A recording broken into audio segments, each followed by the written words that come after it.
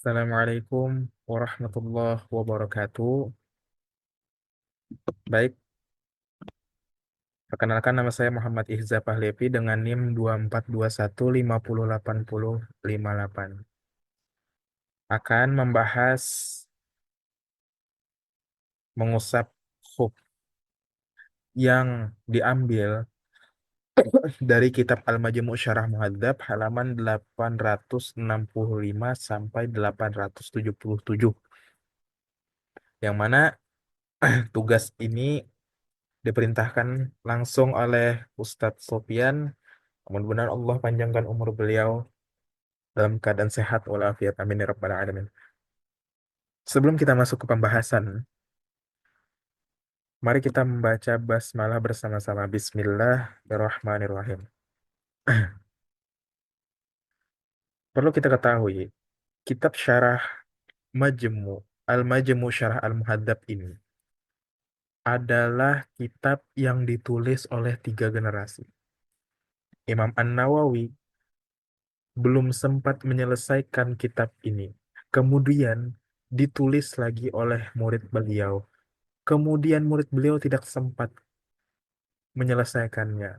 Lalu ditulis oleh murid daripada muridnya Imam An-Nawawi. Jadi kitab ini ada yang mengatakan sampai 40 jilid, ada cetakan yang 20 jilid. Intinya kitab ini sangat banyak yang memuat tentang fikih mazhab Syafi'i.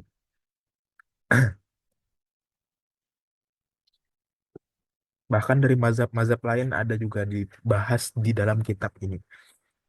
Baik, kita akan masuk ke dalam pembahasan masalah khuf.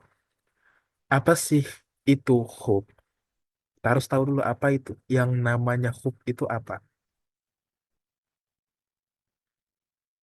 Nah, jadi kurang lebih khuf itu seperti ini. Bisa diperhatikan, apa sih itu khuf? Khuf itu semacam sepatu dari kulit atau bahan lain yang menutup sampai mata kaki. Ingat, sampai mata kaki. Waktu wudhu biasanya kita harus basuh kaki kan? Waktu wudhu nih kita harus basuh kaki biasanya. Tapi kalau kita sedang memakai khuf, kita boleh cukup usap bagian atasnya saja. Oh begitu? Kenapa? Karena ini adalah rukhsah atau keringanan dari Allah dan dari Nabi Shallallahu Alaihi Wasallam juga. Nabi pun pernah melakukannya, jadi hukumnya boleh. Bahkan disunnahkan untuk orang yang musafir. Jadi ini khuf ini biasanya dipakai untuk menghangatkan kaki oleh orang-orang yang musafir. Dan khuf ini repot kalau harus lepas pasang, lepas pasang, lepas pasang. Jadi rukhsah daripada Allah Subhanahu wa taala boleh ketika kita berwudu dengan syarat dan ketentuan tertentu, kita boleh tidak membasuh kaki, cukup mengusap khuf di bagian atasnya saja. Tuh. Lalu apa sih pendapat ulama tentang mengusap khuf saat berwudu? Tentu saja ulama madhab yang empat, Imam Hanafi, Imam Maliki, Imam Syafi'i, dan Imam Hambali membolehkan mengusap khuf saat berwudu dengan syarat dan ketentuan tertentu. Nanti kita akan membahas tentang syarat dan ketentuan tertentu tersebut. Ada juga kelompok yang menolak mengusap khuf saat berwudu. Ada juga. Tetapi kata Imam An-Nawawi, barang siapa yang mengingkari kebolehan mengusap khuf, maka ia adalah ahli bid'ah yang menyelisihi ijma umat Islam. Jadi, yang namanya boleh membasuh, boleh mengusap khuf saat berwudu itu sudah ijma. Dan ada orang yang mengingkarinya, itulah ahli bid'ah. Adakah? Ada. Siapa mereka? Kelompok ekstrim dari kalangan ra'i yang terlalu rasional yang ekstrim. Mereka tidak menerima khuf. Bismillahirrahmanirrahim. Melanjutkan pembahasan kita tadi. Setelah kita ketahui bahwasannya ada beberapa kelompok yang menolak mengusap khuf saat berwudu. Adakah? Ada. Mereka lah orang-orang yang terlalu rasional, yang meng, yang terlalu menganggap bahwasannya sumber dalil Islam itu cuma satu, yaitu Al-Quran. Padahal sama-sama, padahal telah sama-sama kita ketahui bahwasannya sumber hukum Islam itu ada empat. Sebentar. Apa aja? Al-Quran, Al-Hadis, Ijma, dan Qiyas. Nah, ulama mazhab itu mengambil dalil dari hadis Nabi, yang mana ketika sahabat Mughirah sedang musafir bersama Nabi. Beliau sedang musafir bersama Nabi, kemudian Nabi ini hendak berwudu. Lalu sahabat Mughirah ingin melepaskan hub Nabi. Kata Nabi tidak usah. Loh kenapa? Mungkin kayak gitu bahasa beliau. Loh kenapa Nabi?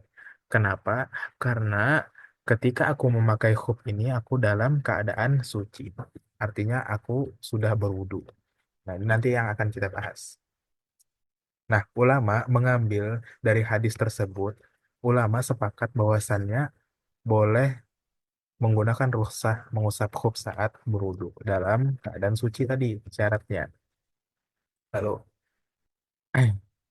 selanjutnya, sebenarnya masih banyak dalil ya yang membahas tentang masalah khuf daripada Nabi SAW. Nah, syarat mengusap khuf, kita akan membahas syarat-syaratnya. Tentu saja yang namanya syariat biasanya ada syarat. Syarat yang pertama, awal memakai harus dalam keadaan suci. Sebagai contoh, ihza ketika jam 7 pagi habis kencing. Ihza ini berwudu, habis kencing berwudu. Kemudian ihza memakai khuf. Lalu ketika adzan zuhur, ihza ini mau berwudu kembali. Dikarenakan sebelum memakai khuf tadi, ihza sudah berwudu, artinya ihza sudah dalam keadaan suci, maka ketika berwudu di waktu zuhur tadi tidak perlu melepas khuf, cukup mengusapnya saja. Nah, inilah yang namanya awal memakai harus dalam keadaan suci, seperti hadis Nabi tadi. Bisa dipaham? Oke. Lalu yang kedua, khuf itu menutupi bagian kaki yang wajib dibasuh saat berwudu. Kenapa? Karena mengusap khuf adalah pengganti daripada membasuh kaki menggunakan air. Syarat yang ketiga ialah dari bahan yang kuat. Misal kayak kaos kaki kulit ini tadi. Sekuat apa sih? Sekuat di bawah jalan sejauh boleh mengkosor jamak sholat. Sepatu kulit, sepatu boot di bawah jalan sejarak boleh mengkosor sholat itu berapa sih? Ya kurang lebih 80 kilometeran. Sepatu boot kuat di bawah jalan seperti itu. Lalu apa sepatu hiking kuat juga di bawah jalan sejauh itu. Kaos kaki kulit seperti ini kuat juga. Apa contoh yang tidak kuat? Misal plastik. Plastik di bawah jalan paling beberapa meter robek. Nah, itu yang namanya tidak kuat. Jadi yang namanya khuf harus dari bahan yang kuat. Yang keempat, tidak tembus air. Ketika khuf tadi tembus air, maka namanya bukan khuf. Itu. Yang kelima itu suci. Yakini saja ketika kita berjalan itu khuf kita tidak menginjak-injak najis. Oh, tapi kan di jalan banyak kotoran. Yang namanya kotoran belum tentu najis. Oleh karenanya, yakini saja ketika kita jalan tidak ada menginjak najis. Nah, jadi kalau kita mau mengusap khuf, yakini khuf kita dalam keadaan suci. Seperti itu. Lalu bagaimana caranya? Caranya disebutkan di dalam kitab Al-Majmu' Syarah Al-Muhadzab, itu cukup diusap. Jadi wudhu seperti biasa, muka dibasuh dengan air seperti biasa, tangan dibasuh dengan air seperti biasa, rambut diusap seperti biasa. Nah, ketika bagian kaki itu tidak perlu melepas hooknya, cukup mengusap di bagian atasnya saja.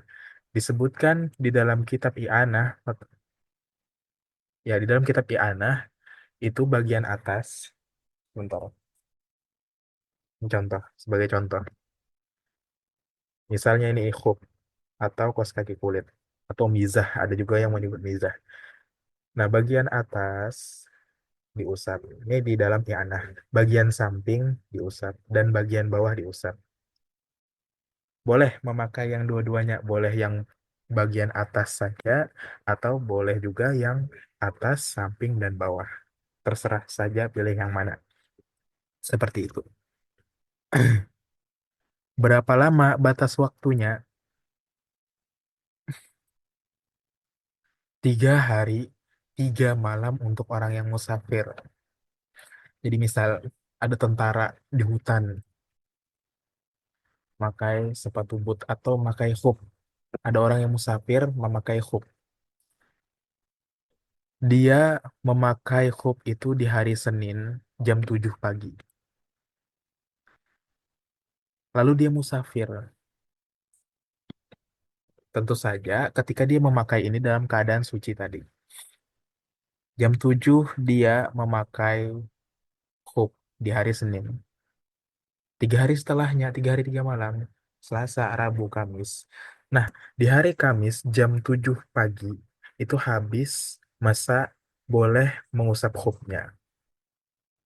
Lalu, ketika dia hendak sholat di azan zuhur, di waktu zuhur hari Kamis, kan sudah lewat 3 hari nih.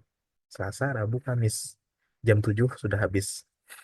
Ketika dia mau berwudu, mau sholat, mau berwudu nih dia nih, di waktu zuhur, dia harus melepas khufnya, harus membasuh kakinya artinya.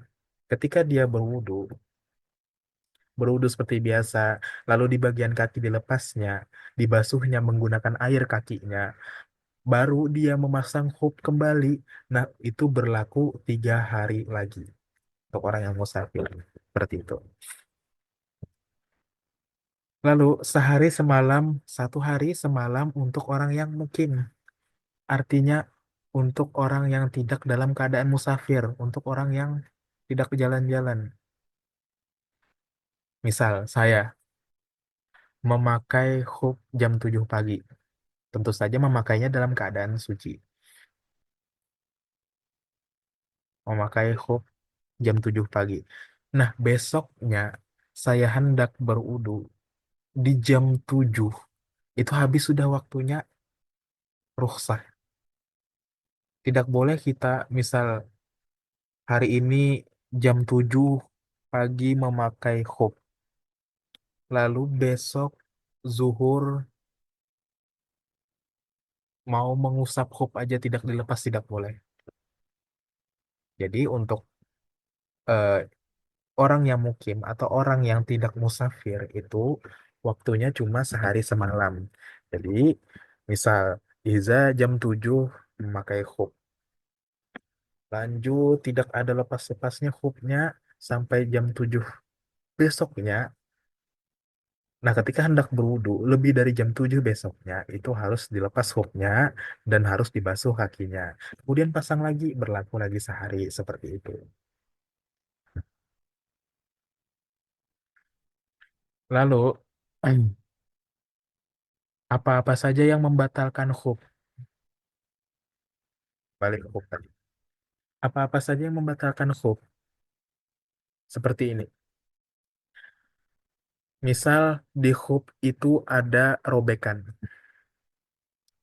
Ada robekan sehingga air bisa masuk ke rongga-rongga robek tadi. Maka seketika itu juga batal penggunaan hubnya. Bisa dipaham? Oke. Lalu yang kedua, habis masa rukhsahnya. Yang tadi, 3 hari 3 malam untuk orang yang musafir atau sehari semalam untuk orang yang mungkin. Habis masa rukhsahnya. Sudah 3 hari, batal. Tidak boleh lagi kita mengusap. Kalau ingin mengusap lagi, kita harus membasuh dulu, baru kita pakai hooknya kembali. Nah, itu berlaku lagi 3 hari. Seperti itu. Lalu, apalagi yang membatalkannya? Terjadi pada kita sesuatu yang harus mewajibkan kita mandi. Misal, kita junub ketika memakai hook, berhubungan suami istri misalnya. Nah, itu ketika kita hendak mandi, kita harus melepasnya. Tidak bisa kita cukup mengusapnya saja, tidak bisa. Atau haid atau nifas dan sebagainya. Seperti itu. Lalu bagaimana jikalau ada kasus misal wanita mustahadah yang darahnya itu keluar terus padahal sudah habis masa waktu haidnya. Kan haid paling lama 15 hari kurang lebih. Nah, apabila lebih daripada 15 hari, maka yang keluar darah di wanita itu adalah darah istihadah atau darah penyakit. Nah, bagaimana kalau wanita yang mustahadah ini, wanita yang keluar darah terus ini, mau mengusap huk? Apa hukumnya? Bagaimana caranya? Hukumnya, menurut mazhab Syafi'i itu boleh mengusap huk dengan syarat, ada syaratnya. Ia sempat suci walau sebentar. Jadi dia sempat suci walaupun sebentar. Kayak terang. Gelap.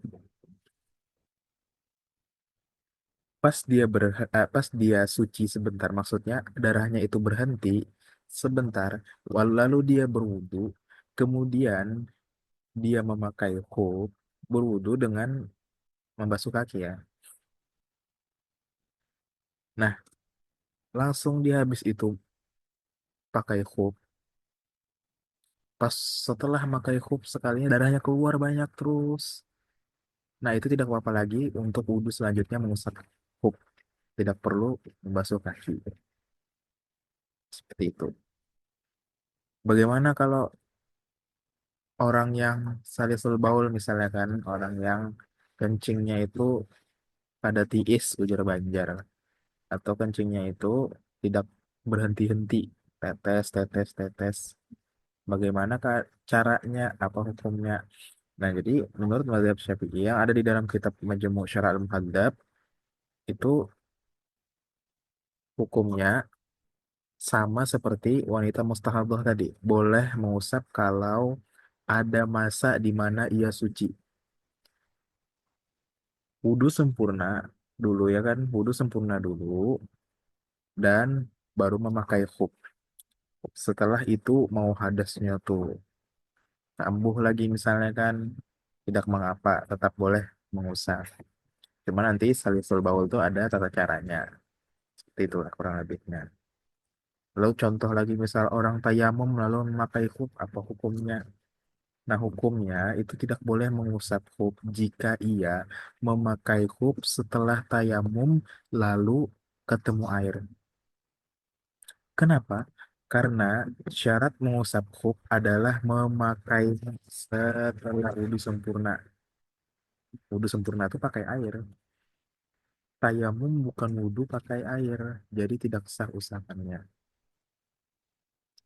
Nah lalu misalnya setelah wudhu khufnya dilepas. Setelah khuf dilepas setelah diusap. Dia ini wudhu. Misal saya berwudhu. Pas di bagian kaki saya mengusap khuf aja. Setelah itu khufnya saya lepas. Bagaimana hukumnya? Nah, jika seorang melepas khuf setelah sebelumnya dia mengusapnya saat wudhu, lalu dia ingin sholat. Jadi ada dua pendapat. Pendapat masyhur mazhab Syafi'i, wudhunya batal. Harus ulang wudhu dengan membasuh kaki. Pendapat lain seperti mazhab Hambali, cukup cuci kaki saja, tidak perlu ulang wudhunya penuh. Seperti itu. Nah, lalu bagaimana jika pakai khufnya itu di satu kaki aja? Apa hukumnya? Hukumnya tidak sah mengusap khuf jika hanya satu kaki saja yang memakai. Dan satu lagi terbuka misalnya, nah, itu tidak sah. Kecuali, ada terkecualinya. Kecuali orang itu memang hanya punya satu kaki. Lalu dia bolehlah mengusap satu khuf di situ. Misal lagi robek khuf. Nah, kita membahas robek khuf sedikit lagi. Hukumnya kalau robekan besar hingga tampak kulit kaki bagian yang wajib dibasuh itu tidak sah usapannya. Misal di punggung kaki sini kan robeknya besar. Nah itu tidak sah. Hilang sifat khufnya. Lalu bagaimana kalau robekannya kecil dan masih bisa dipakai jalan jauh, tidak dan tidak memperlihatkan kulit. Robekannya ini kecil, masih bisa dipakai jalan jauh sejauh jarak kosor dan tidak memperlihatkan kulit. Bagaimana usapannya? Hukum usapannya? Hukum usapannya tetap tetap sah. Seperti itu kurang lebihnya. Wallahu a'lam bishawab. Nah, jadi mudah-mudahan apa yang kami sampaikan bisa dipaham dan mudah-mudahan menambah ilmu saya sendiri dan menambah ilmu yang menonton. Mudah-mudahan Allah Ta'ala memberikan rahmat kepada kita. Allah Ta'ala kumpulkan kita bersama para ulama, bersama para syuhada, bersama para anbiya di dalam surganya.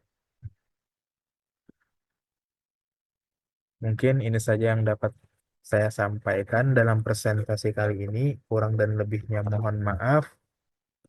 Terima kasih untuk Ustadz Ahmad Sofyan yang telah mempercayakan, yang telah memberikan tugas ini kepada saya. Jadi kesimpulan yang bisa kita ambil dari materi kali ini ialah yang namanya rukhsah daripada Allah Subhanahu wa taala itu dimanfaatkan. Yang namanya sunnah Nabi itu dihidupkan. Kenapa?